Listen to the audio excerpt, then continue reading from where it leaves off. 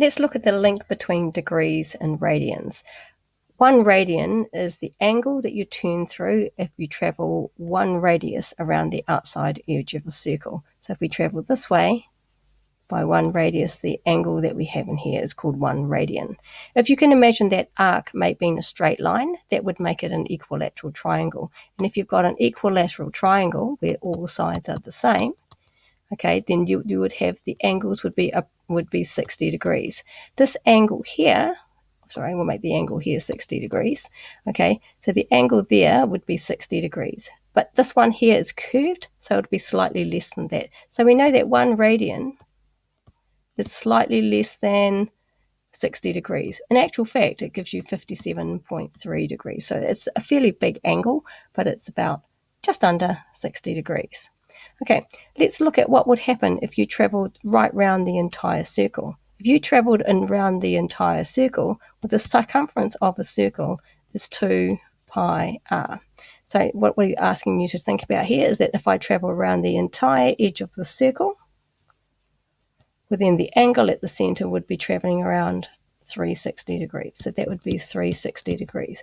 Well, that means 360 degrees is related to the circumference, and we want to know how many radiuses fit into the circumference. So if we divide that by r, we will find out how many radiuses fit into the circumference, and that would tell us how many radians there are. So these will cancel out, and that means you have 2 pi, and these are the number of radians, and that gives you 360 degrees. And that's the conversion that we often use. Often we divide by 2, make it simpler, and that gives us 180 degrees. So what else does that tell us? When we've got pi, we have 180 degrees. We can also do 90 degrees, and that would be pi over 2 radians. If we want 45 degrees, we halve that, and we'll get pi over 4 radians. Okay. Let's look at something else.